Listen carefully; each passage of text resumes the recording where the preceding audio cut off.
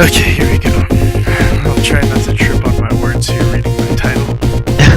My story is called The Golden Phoenix Falcon Dragon Blood Chain Axe of Decap Penetration. Yo.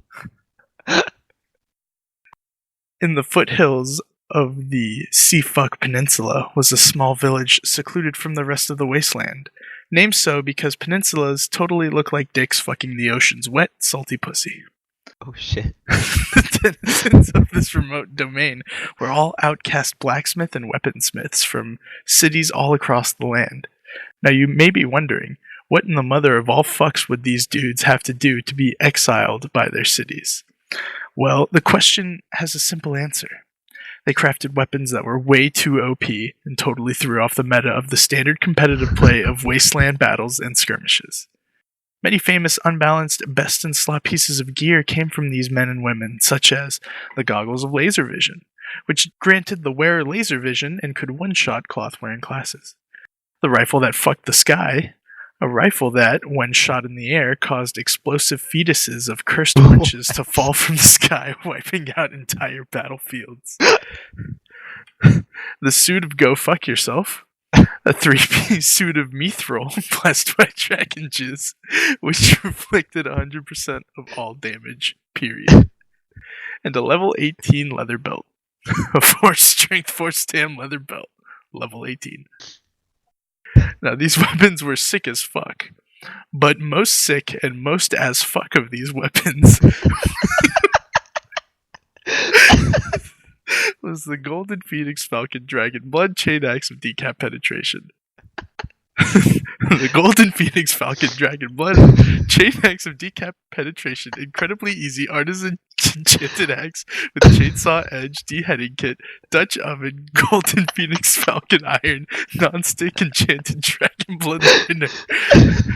Was crafted by none other than Lord Sir Charles Buckley Fuckman Donahue.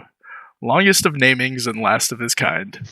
It was not only broken as fuck, it was meta-shattering for the longest period of time. It took 6 moon cycles for the gods of Earth to patch out the weapon. During this time frame, the wasteland saw a drop of 150,000 combatants. Not from them stopping fighting by choice. No, they all died hard as fuck. No one was safe. This goddamn weapon was goddamn metal as fuck, literally and figuratively. Crafted in the corpse of the longest dick dragon in all the land, using its own motherfucking blood and shit. The GPFDBCAOD had quite the complicated forging process. Lord Sir Donahue used all of his black metalworking while chanting sweet black metal incantations to blurse, a combination of bless and curse, your weapon's prowess to craft the weapon. He also had to figure out how to get a chainsaw chain to work properly on one edge of a weapon. It was pretty tough, dude. Picture this. You walk out on the battlefield, wielding this 45-inch dick of a weapon.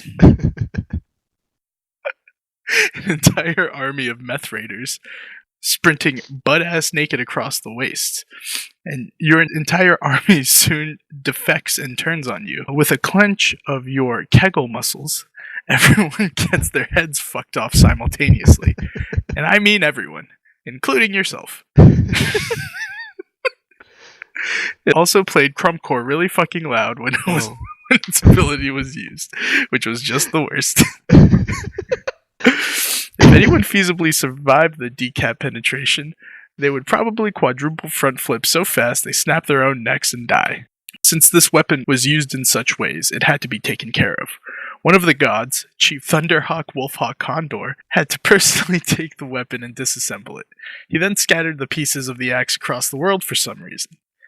It totally won't end up being a huge adventure for a group of heroes to partake. I know it probably would have been easier to just destroy it, put it in his bank, or something, but no, that's retarded, and who would do that retard shit? Now, you may be asking yourself, where are the pieces now? Well, I'll tell you if you give me a goddamn fucking second, Ben. Whoa! Whoa! Fourth wall! The dragon blood enchanted handle had been sent far to the south, towards the jungles of illusion. Deep in this jungle was a city that was set up from thousands of carnival fun houses. Was the Flag Tower. The city was built entirely from amusement park rides, attractions, and roller coasters. The city was designed and held together by Topher J. Bixby, a magical engineer who got his master's from Uranium University. Upon creation of the city, it was evident that the structural support of shitty traveling carnival rides wasn't up to snuff. In desperation before sudden collapse, Bixby took his ruler, which was shaped from the staff, and slammed it into the ground. This, in turn, turned him into a dragon bone statue. This is a revered monument by the people of Flag Tower, as it represents the hero and designer who almost killed them through half-assed engineering, but saved them through magical bullshit. Also, bird shit doesn't really show up on Dragon Bone, so it makes for pretty easy upkeep. It's convenient. The head of the axe was sent far away from the handle as far as possible to the 0 Acre Woods. It's named that because 0 acres of that land are covered in trees. This is because the head of the axe was found by a tribe of lumberjack wizards. They created a beautiful magic carved handle for the axe and went buck fucking wild on deforesting. It was pretty shitty from an environmental standpoint, but when you remember that the world already ended, it doesn't really fucking matter. No one has ever attempted to collect these items to recombine them. What would they even do with them? Few know the final stages of this quest. Few even know of this tale in the first place, on account of most who have seen the axe getting fucking destroyed in the first place. Some say that if the pieces of the axe are collected, they should be brought back to Lord Sir Donahue. They say he surely should be able to recombine them. Oh well, that's probably a story for another day. Finn. That was beautiful. Thanks. Clap. That had so many jokes jam-packed.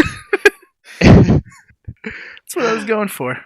And Sean, I hope that clapping was your ass cheeks clapping. Yeah, pretty much. I love the lumberjack wizards. Of course, dude. In the 0 Acre Woods. I really like that part. Oh, that was great.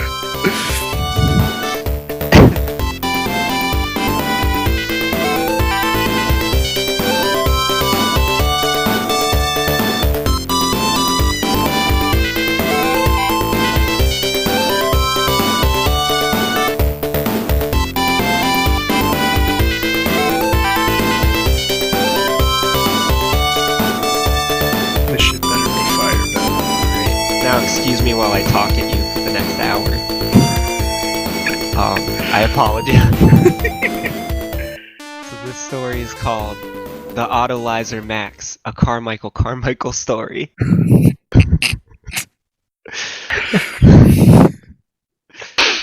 Prologue. God damn it. Nobody knew where the Autolizer Max even came from. As far as anybody knew, it just appeared one day out of thin air. Maybe it was a gift to Earth 2 from the gods of the old world, before it was called Earth 2 Future Earth / Dead Earth, and still called Earth 1 Fun Under the Sun.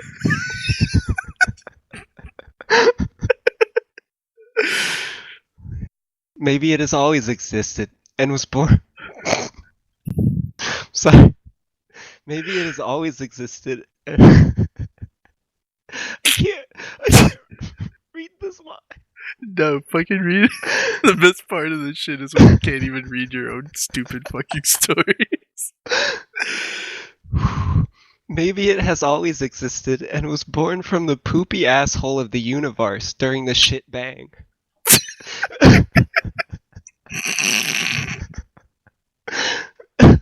That's what stopped you.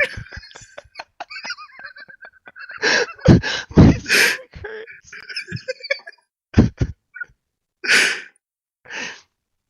Either way, it was immortal and timeless. The Autolizer Max was a living creature in addition to being a weapon. It whispered sweet nothings into the ears of its wearer. It turned good people bad, and bad people even more badderer.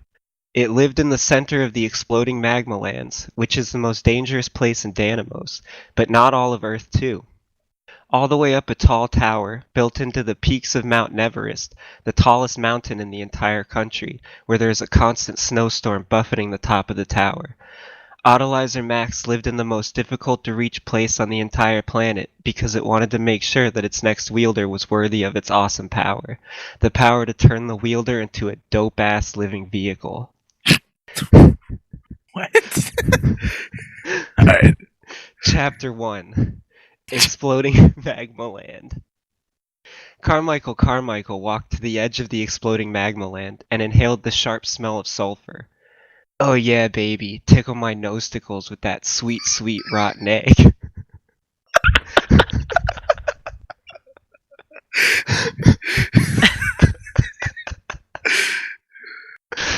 He surveyed over the place to find the best route through, but that was impossible. There was no best route through. They're all incredibly dangerous, and nobody, as far as anybody knew, had ever made it through. Carmichael was not easily intimidated. He thrived on danger. All the other pussies who'd come here were too weak. Their charred and mangled bodies littered the entire place. Think of it like Mount Everest, except that it's really hot and there's giant monsters that'll eat your whole entire ass straight off your body and then spray assy fart breath back into your face. Even if you could get through the exploding magma lands without the skin of your taint blistering from the heat, you had to make it through the tower full of bone men and snake women, cock goblins, which I just want to say is a joke that reads much better if you actually read it, because it's spelled cock goblin.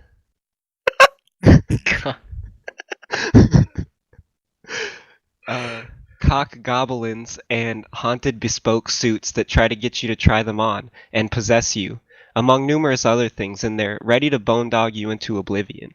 This place big sucks, and Carmichael knew he had the rock hardness cock on the block that make you balk when you stop to check the clock, cause you're late from the gridlock and the aftershock stops your walk, gives you a heart block, so you die on the spot, so they draw an outline with chalk so people stop and gawk at your pink sock hanging out on the black top.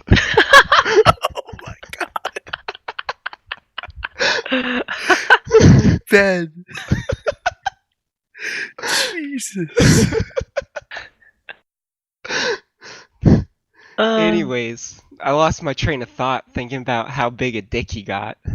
Needless to say, although I'm going to say it anyways, this guy was hard as fuck, and I am talking about his penis. Ooh, I just want you guys to know that line took me like 15 minutes to write. Nice. While Carmichael was planning his route, a rock jock came up behind him and said, "Whoa, bro, you gotta watch your six in here. I could have easily rolled up on you and, like, dunked you straight into the lava there." Carmichael turned around with one of those sweet Michael Jackson turns and gazed at the rock jock. Its round, craggy body reflected the orange light of the lava. Its arms and legs looked like they were from a stick figure drawn by a 6-year-old and were so thin you could easily miss them.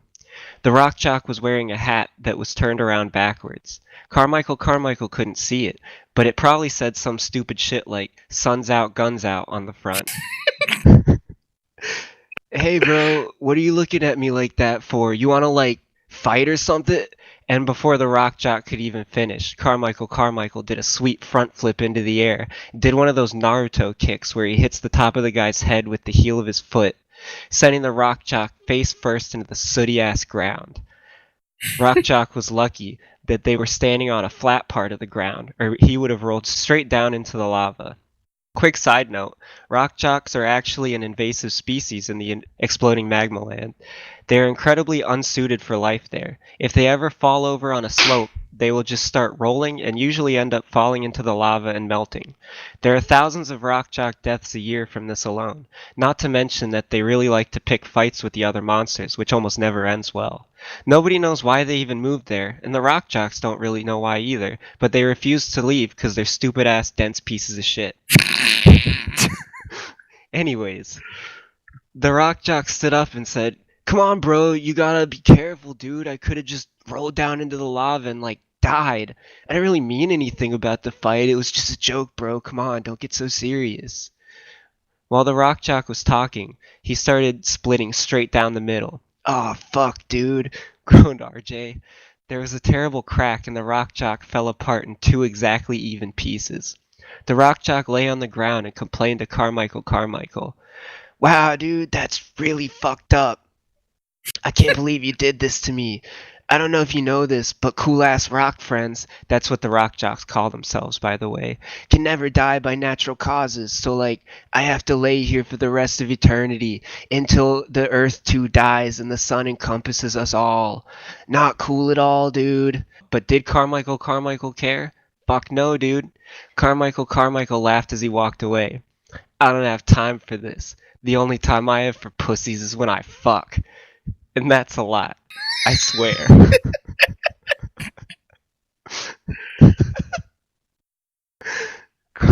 Carmichael hopped, skipped, and jumped. He dipped, he ducked, he twisted, and he twirled. He shimmied and sharted, he dashed and he darted. And then it was time he departed.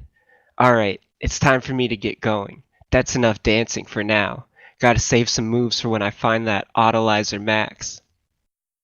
"Those are some sweet dance moves, bro. Even though I'm still mad that I've been cursed to live out the rest of time laying in this spot unless some charitable soul takes mercy on me and kicks me into the lava so that I may be swallowed by the limitless void, ending my everlasting suffering, I can still recognize some damn good moves," yelled the rock jock. Carmichael stepped over a ledge and plummeted down toward the lava beneath him.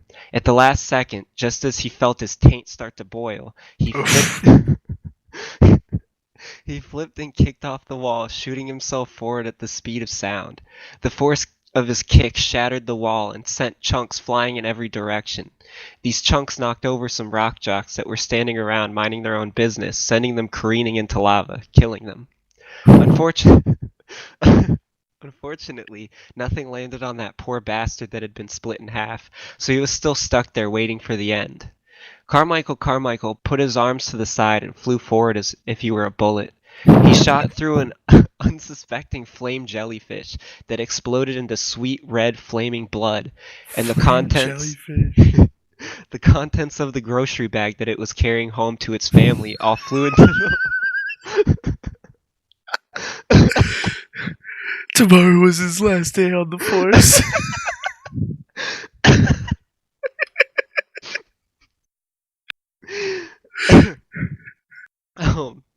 All flew into the lava and melted. There was no trace that it ever even existed, other than the fact that its family will search in vain for the rest of their lives.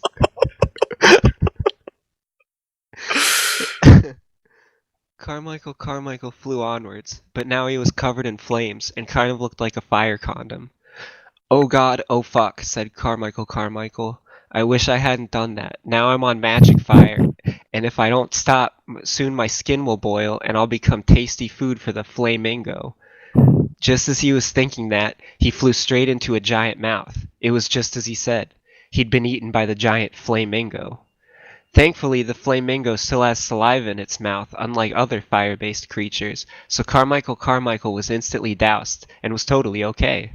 Except for the fact that he was sliding down the flamingo's gullet towards its stomach that was filled with fire and stomach acid. Oh no! Carmichael shot out of the flamingo's esophagus and into the vat of acid in its stomach. No. Oh sweet and spicy fuck, this sucks so hard.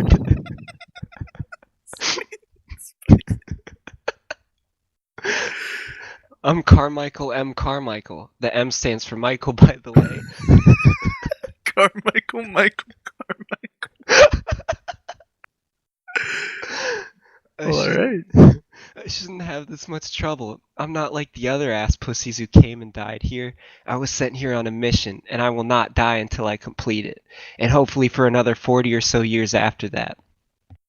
Unfortunately, as he was thinking this to himself, he was still standing in a pool of stomach acid, and his body from the waist down had started melting off. Carmichael looked down and saw only bone from his pelvis to his toes. "Oh no, my massive cock that I totally use all the time," he exclaimed as he climbed out of the acid and onto a spot of stomach guts. "This seems like it could be a problem," he said, shaking his new bone legs. "But I'm not gonna let this get me down. The Autolizer Max can fix all of this." Carmichael had a long way to go before he could get to the Autolizer Max, though, and first he would have to make it out of the stomach of the flamingo. He looked out at the puddles of acid and flame geysers that made up the stomach of this sick-as-fuck creature. Carmichael hopped from stomach-gut platform to stomach-gut platform. He jumped over flame geysers. One of them he mistimed and got his legs caught in the flames, but it was okay. Now that his legs are completely boned, they have lost all feeling. You know, considering that all of his nerves and shit have been melted off and everything. That's how science works, baby. Yeah. Soon, Carmichael arrived at his exit. The butthole. What? That sounds more like an entrance to me, if you know what I'm saying. It works as both. Unfortunately, the flamingo's butthole was, you guessed it, on fire. This literally is an epic. The whole story about him being caught inside a giant monster. So I'm sorry, continue. I didn't even think of that. This was honestly just poor evolution for the flamingo. You would think that because it was literally a bird that was on fire and lived in the exploding magma land, it would be okay with having a butthole that's on fire, but that shit feels terrible. The flamingo would often be found sitting on top of exploding magma geysers, letting the magma shoot up its flaming beehole to scratch it. This seems counterintuitive, but it felt really good to the flamingo, so who are we to judge? Carmichael was preparing his escape when he felt the flamingo slow down and begin to squat. Oh no, thought Carmichael, I've read about this in mostly unfinished EML biology books.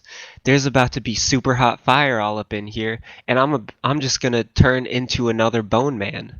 He took out his drill sword that he totally had this whole time, and is definitely not a Deus Ex Machina that I just came up with to get him out of this situation, because I've been planning on including this Deus Ex Machina the whole time, so gotcha. Anyways, Carmichael pulls the ripcord of the drill sword TM to start it. Vroom, vroom, vroom, vroom, it says as it starts up. Let's fucking do this. I like the TM. Is it sentient? Yeah, it's talked. Or does it just have one of those cool, like, voice pre-programmed in it, so when you pull the cord, it always says, let's fucking do this? No, it talks. Carmichael jumped at the flaming bird's tight little asshole. The drill sword made quick work of the anus, sending chunks flying in all directions. I can't believe you're making me do this. I'm a dignified weapon, you bitch, complained the drill sword. Carmichael ignored this. They plowed their way out right in the nick of time, just as the geyser started shooting up into the flamingo's ass. Once again, his legs got caught in the magma, but who gives a shit? Surprisingly, the flamingo was very pleased at the fact that his butthole had just been drilled through and widened tenfold. It'd be really easy to poop now. It turned to Carmichael and spread its wings, and ignited them in an incredibly bright orange flash. Flames flew off in all directions, setting everything that wasn't already on fire, and killing several small choters in the process. Choters? Yeah, they're like little rats. Oh. But they're also penises. Penis rats. It was totally badass. Carmichael prepared for a fight, but the flamingo started to speak. My friend, thank you for what you've done. My sweet little asshole has never felt so good. My species has been plagued by itchy firebutt for centuries, and you have now found a remedy. I will share this with all of my kind, but first, let me give you a ride to Big and Tall Tower TM. Hop on my incredibly fiery back. Normally, it would be impossible for a human to ride on the back of a flamingo, but I can see that from the waist down you are all skeleton.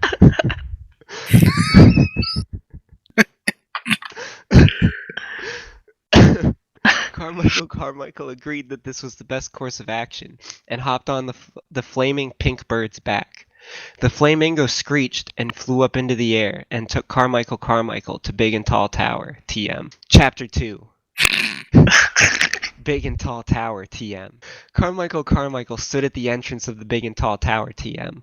This was probably not going to be as difficult as the exploding magma land, but still pretty hard considering all of the monsters there. He was definitely ready to go in and fuck shit up though.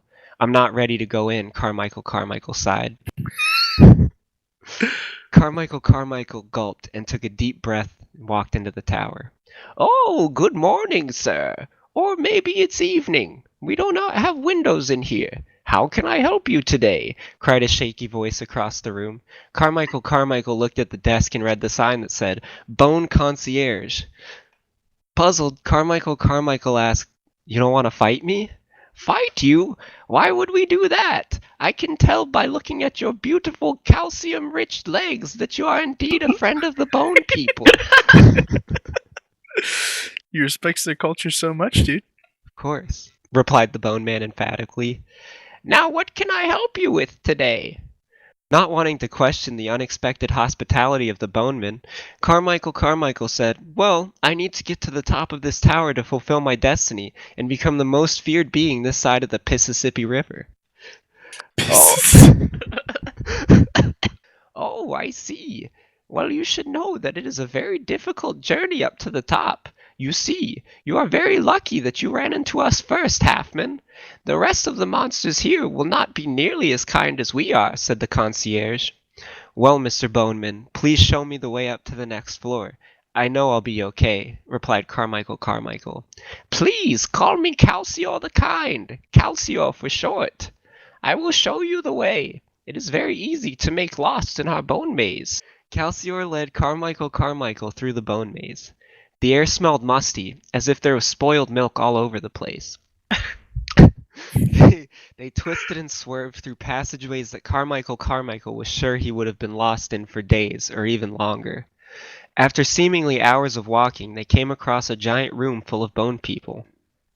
Some were conversing with each other, while some sat and ate, which was very gross by the way, because you could see everything, and then the food would fall out of their rib cage and onto the floor after swallowing it. There were large pits in the middle with white liquid bubbling around, and bone people dipping cups in. This is the lounge where everybody takes breaks. It is tiring patrolling the halls for wandering fleshmen. If you please, you may grab a glass and drink from one of our milk pits. There are pits for... Oh no. There are pits for whole milk, 2%, skim, and chocolate. This is how we keep our bones so strong and shiny, explained Calcior. Carmichael grabbed a glass and took a drink from the chocolate milk pit. Uh-oh. He chatted with various bone people about the goings-on of the bone world. When he was done with his milk, he told Calcior that he was ready to move on. They continued past the lounge and walked past several doors. This is the living quarters. We take sleep in shifts so that we can make sure no fleshman comes in while we sleep and annihilates us all, said Calcior. As they walked past, Carmichael could hear the faint sounds of boning on the other side of the doors. Now, boning as a verb here can mean many a thing.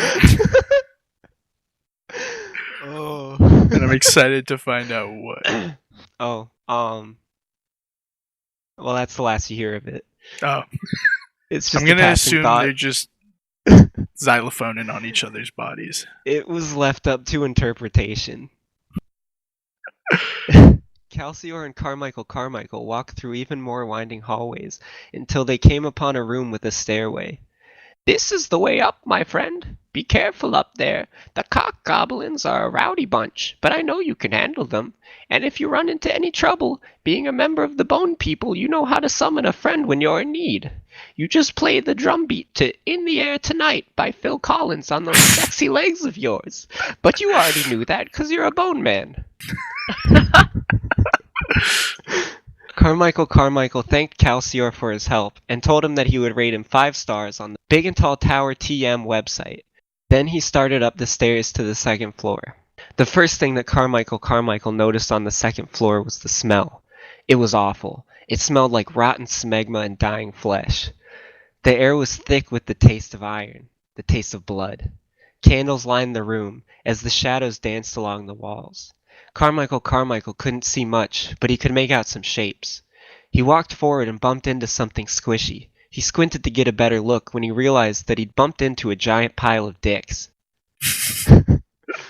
Car- Carmichael yelped and jumped backwards. As his eyes adjusted, he could make out several other large piles of penises littering the room. Then he noticed that creatures were closing in on him fast. Their saggy tits were swaying back and forth with enough force to knock out a small child. Their disgusting frog-like feet slapped on the hard cobblestone floor. Carmichael tried to pull out his drill sword as fast as possible, but his eyes weren't fully adjusted and he fumbled with the sheath. Suddenly they were upon him, the cock goblins. One came from behind and yanked down hard on his shoulders, slamming him to the ground. Another one jumped on top of him and yelled, "Cock!" She reached down and grabbed him.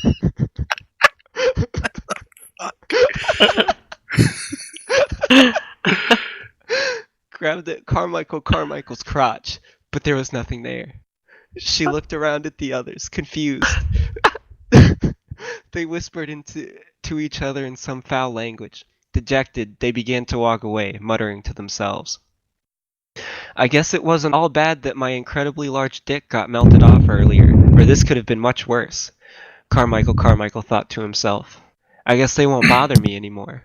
Carmichael weaved his way between the piles of dicks strewn across the floor.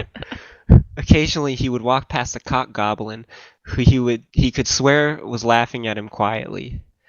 Soon enough, Carmichael made it to the stairwell and prepared himself to go up to the next floor. Carmichael was surprised when he opened the door to the third floor. It wasn't musty at all. It didn't have a foul odor. In fact, it smelled nice, like a pleasant cologne. This is very nice, thought Carmichael. I can't believe this exists in a tower this goddamn disgusting. A very nice and seemingly expensive suit walked up to Carmichael. Hello, sir. Welcome to the third floor, home of the bespoke suits, the suit said to Carmichael.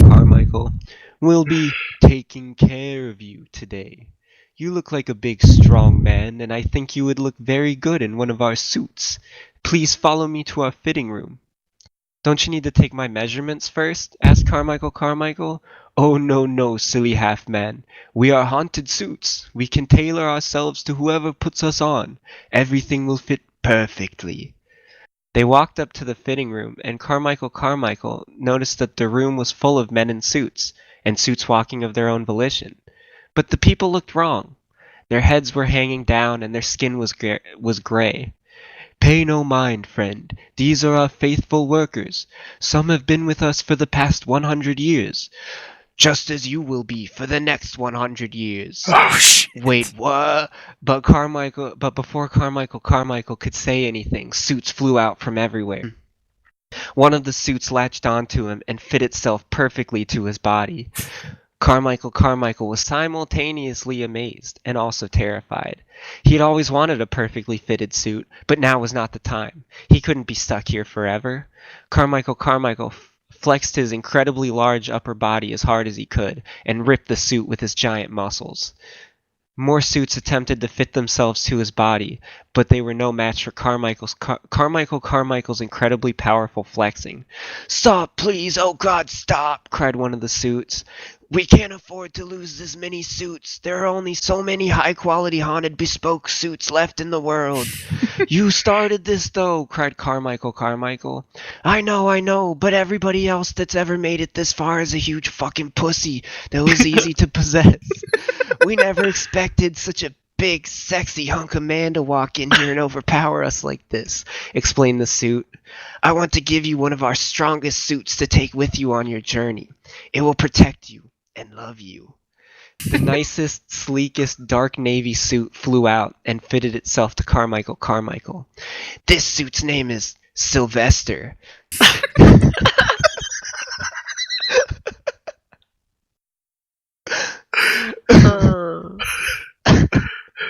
He's the best goddamn suit we have. It's nice to meet you, sir. My name is Sylvester the Unrippable. Together we will travel to the ends of the earth, and not only will my threads never break, but our bond won't either. I guess this is pretty cool, said Carmichael. Alright, Sylvester, let's go. We have one more floor to go before we get to the top, and I can smell the Autolizer Max. Carmichael strutted like the hot piece of ass he is to the stairwell up to the next floor. He waved bye to the bespoke suits, forgetting about all the people that they had murdered throughout the years. What a nice bunch of suits, he thought to himself. Carmichael opened the door to the 4th floor and was met with an inky blackness. The air was hot, damp, and shitty.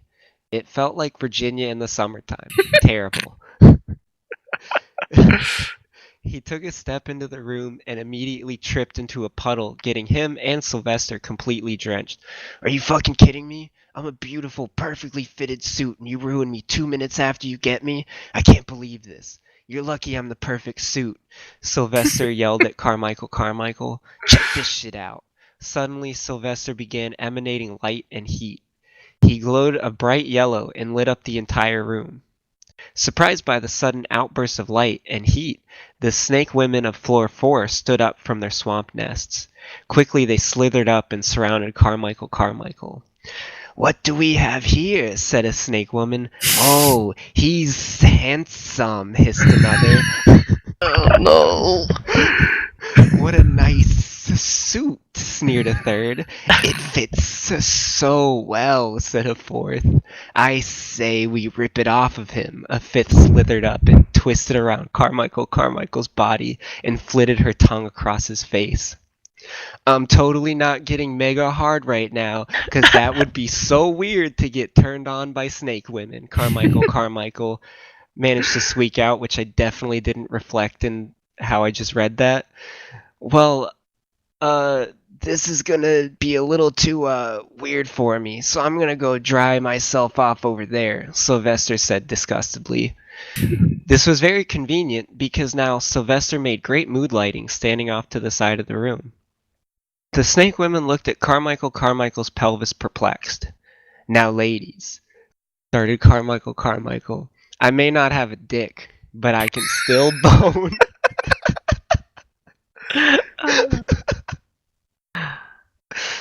Oh, and then they got down to business. Sensual jazz music started playing out of nowhere, almost like the snake women had some sort of PA setup for this exact scenario.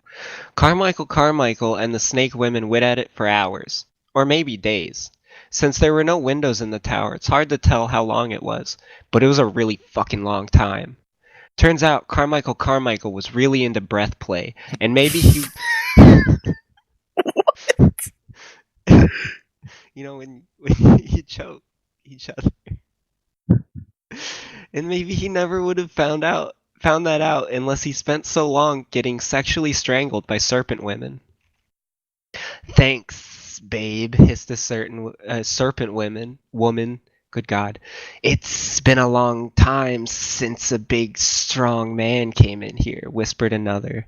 Come back soon, said a third as she uncoiled herself from Carmichael. Sylvester morphed itself back onto Carmichael. That definitely happened, and it was incredibly gross. How do you fuck 20 serpent women non-stop in mud, swamp, and shit for so long? You're lucky that I can suck all the dirt and grime off of you and then self-clean, or I'd be walking next to you instead. This is fucking gross. Carmichael walked to the end of the room. This is it, he thought to himself. The Autolizer Max is just up this staircase. Then nobody will be able to oppose me. Carmichael walked up the stairs and opened the door. Chapter 3. The Autolizer Max. Carmichael gazed into the room. It was well lit and spacious. At the center of the room, on top of a pedestal, was a silver helmet. It was the only thing in the room. It seemed as if all the light in the room was drawn to it and reflected it back at the walls, creating impossible shapes. Carmichael took a step forward when a robotic voice seemed to come out of everywhere. Who goes there? Just imagine Optimus Prime from the Transformer Transformers movie. Because I can't sound like that. Carmichael stammered. It's just kidding. I know who you are. I've been watching you since you walked into the exploding magma lands. You show promise, but I don't think you have what it takes to wield me. The Autolizer, the helmet interrupted. I do have what it takes. I can show you, demanded Carmichael. If you really wish to die here, you may. I will fight you. Follow me up to the arena, and we can begin. The room shook violently. Carmichael struggled to stay upright, and was lucky that Sylvester had the magical ability to insta-starch itself, or else he would have tumbled across the floor. The pedestal that the Autolizer Max was sitting on rose up towards a hole in the ceiling, and revealed a spiral staircase leading to the arena. Carmichael took a breath and began to climb. The arena at the top of the big and tall tower, TM, looked down upon the entire exploding magma lands. One could see for miles in every direction. The arena's ceiling was supported by beams evenly spaced around the perimeter. There were no walls to protect from the elements. Since the arena was on top of Mount Everest, there was a constant snowstorm raging around it. An unbroken fall from here would kill anybody, even somebody with an incredibly strong bespoke suit. You have done well to make it this far, Meat, but this is where your journey ends. I hope your family knows that you'll not be coming back. Now, you see my true form. The Autolizer Max began transforming. It grew to 7 feet tall and sprouted a long mechanical body that grew arms and legs powered by pistons. When it moved, steam came out of valves on its body. An engine roared in the Autolizer Max's chest. It stood tall and did its best back double biceps pose. Damn. This is the form of a truly perfect being. Are you ready to show your worth to me, Meat? Jeered the Autolizer Max. Carmichael stepped up and said, I'm ready to fight, and I'll prove to you that I'm worthy of your power. Before we begin, you must remove your suit. You must prove yourself alone, not with the help of an extremely well-fitting suit. Sylvester unfitted himself from Carmichael and started back towards the stairs. I'll be waiting downstairs if you happen to live. Come and find me. As Sylvester walked down the stairs, they rumbled and shook again. The pedestal disappeared back down, leaving nothing but between the Autolizer Max and Carmichael. The stage was set. They stared each other down for what seemed like forever, each looking for an opening in the other's defense. Carmichael pulled out his trusty drill sword and pulled the ripcord. Vroom, vroom, vroom, vroom, vroom, it said as it whirred to life. I was hoping you didn't forget about me, nerd. Let's fuck this pussy up. The Autolizer jumped towards Carmichael at blazing speed. Carmichael put up his drill sword to block it, but the Autolizer dipped low. It will take more than just a drill sword and brute strength to defeat me, the Autolizer chided, and it kicked out Carmichael's legs. The drill sword went flying through the air and landed on the ground just out of reach. Carmichael lay on the ground and watched the Autolizer pick up his drill sword and eat it. The horrible sound of metal grinding on metal filled the air. The drill sword let out horrible metallic screams as it was broken apart in the Autolizer's blade-filled esophagus. Assimilation complete, said the Autolizer. Your sword is now part of me, and if you wish to use it again, you must defeat me. Otherwise, you won't be needing it anyways. Carmichael tried to stand up, but as soon as he was on his knees, the Autolizer was on him again. It grabbed Carmichael by the ankles and lifted him over its head. It slammed Carmichael down on one side and then picked him up again to slam him on the other side. Damn. With every hit into the ground, Carmichael could feel his life slipping away. As the blackness of eternity started to take him, he could hear someone calling his name. Carmichael. He opened his eyes, and his wife was kneeling over his body. How did you get here? He groaned, attempting to sit up. I'm always with you, Carmichael. You know that. Don't sit up just yet. Save your strength, she whispered. Carmichael looked around the arena confused. The storm around the mountain had calmed, and the Autolizer Max had disappeared. Had he lost? Had he been left for dead? It's not your time, Carmichael. You have to live on for both of us. For little Carmichael Jr. Now wake up. It's time for you to wake up. Carmichael's wife trailed off. Carmichael opened his eyes again, and she was gone. He wiped the tears from his eyes as he sat up and surveyed the arena. The storm was still whipping around violently. The Autolizer Max was standing at the edge of the arena, doing various bodybuilding poses. The back double bicep, the rear lat spread, the side chest, and its favorite, the most muscular. Carmichael struggled to get to his feet. The Autolizer Max was too busy flexing to pay attention to him. Carmichael willed his broken body onward. He had to do this for Carla and for Junior. He set his feet and started to run as fast as he could at the Autolizer Max. He pushed through the pain of his broken ribs, broken arms, mangled bone legs. Carmichael jumped at the unsuspecting Autolizer Max, and both of them went flying over the edge of the arena. Oh, fuck. Carmichael flipped the Autolizer Max upside down as they plummeted. This is my signature move, you hunk of junk. A mega powerbomb overdriver! Carmichael. Oh, and I have a little note for myself here that says offensive Japanese voice, so I say that correctly. Carmichael yelled through the storm. Right before they hit the ground at close to the speed of sound, Carmichael pushed the Autolizer Max's head down to meet the ice and packed snow. A powerful explosion erupted from the impact. Snow and ice were sent flying for miles. All the creatures of the exploding magma land looked up at the cloud covering the sky and turning to steam above them. Carmichael lay on the ground completely broken. He was literally in pieces. His legs were in hundreds of tiny shards. His arms lay next to him, no longer attached to his body, with bones sticking out of the skin in multiple places. His breathing was sharp and painful, but he was alive, just barely. Surely, he thought, I have to have defeated the Autolizer Max with that. Not even a machine could survive that in one piece. Suddenly the ground started to shake. Snow puffed into the air and was immediately turned into vapor. The Autolizer Max stood up slowly. Oh, fuck. It towered above Carmichael's body. Carmichael prepared to be killed by the Autolizer. Impressive, boomed its robotic voice. That was fucking sweet. Nobody has ever been able to take me off the edge. You are worthy of my power. The Autolizer Max began disassembling itself and rebuilding around Carmichael's body. Cables and wires pulled his bones back together and reattached his arms to his body. Oh, fuck. The Autolizer Max wrapped itself around his bone legs and gave him sweet new cyber legs and a brand new robot dick that came with multiple features, such as negative refractory period and instant cum.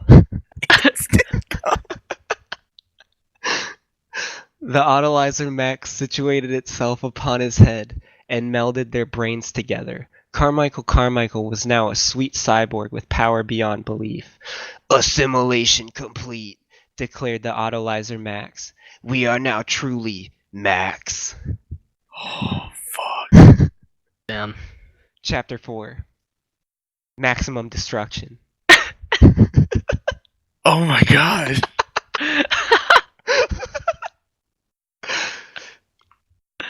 Let's go fuck some shit up, they said in unison. Their thoughts were now one being hell-bent on destruction. Carmichael Max jumped high into the air and transformed into a jet.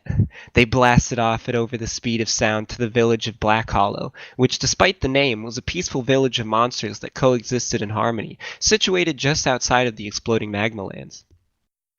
They knew not many people would dare to get close to the exploding magma lands, and they could live unbothered by modern life.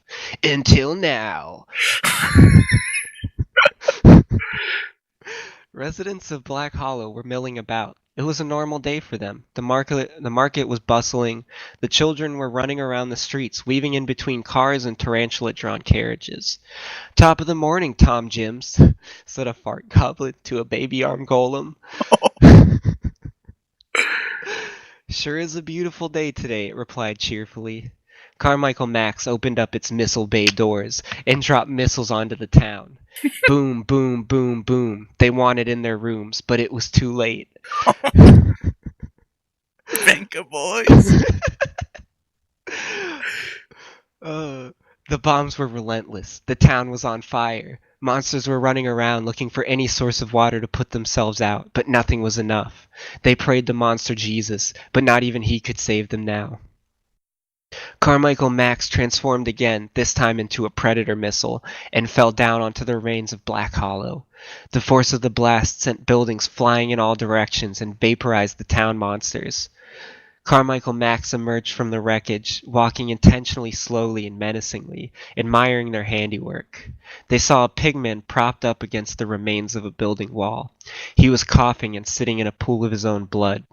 As Carmichael Max approached, the pigman choked out, "Why would you do this?"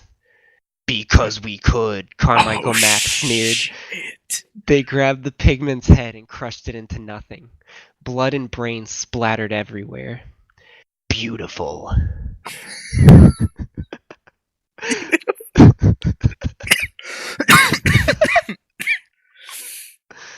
Carmichael Max turned into a sweet turbo rocket semi-truck, and they blasted off for their next destination of destruction. As they drove, they plowed through various towns, sending buildings flying and vaporizing people. It was fucking metal as shit, but also totally horrible and not cool at all. They came upon an old abandoned warehouse and rammed it full speed, causing a massive explosion, setting fire to all the land in a 5-mile radius. Carmichael Max hopped into the air and turned back into a robot. They landed on the ground and surveyed the area. A shadowy figure emerged from the wall of fire. The flames reflected off of his extremely tight black leather suit. "Imperator Carmichael, I see you've retrieved the Autolizer Max. Well done," he said. "We are Carmichael Max now. We are one." Oh fuck. I just realized that they have the same voice, and I don't have indicators of who's talking here, so I'm gonna have to change their voices. "I assume you think you can challenge me for gang leadership then?" "We will kill you here and now." "You know I wouldn't have sent you on that mission if I thought you'd be able to beat me after claiming the Autolizer Max. You're still no match for my own legendary weapon, the Air Nagasaki's." Thank you for that, Nick. Of course. "We will see here and now." "Know your place, Carmichael. I won't kill you, but this will be a lesson in not fucking with Vance Explosion." The two stared at each other from across the makeshift arena, bathed in the light of the dancing flames. Both waited for the other to make the first move. Camera pans out. Fade to black. To be continued. God damn. Ben, Hype. that was incredible. What the fuck? Seriously though, what the fuck? That was amazing. I don't even know how long that fucking was, dude. Oh god. I felt like I was in another world. Yeah, I started talking, and like the further I got into the story, it was just like a fever dream. It was like the story was reading itself. It just completely blew my fucking story out of the water. I mean, I wouldn't agree with that, because your story made me laugh incredibly hard. Like, God, dude, that was beautiful. oh, That was Odyssey-esque. I worked on that for like 3 days straight. Just like a couple hours each day.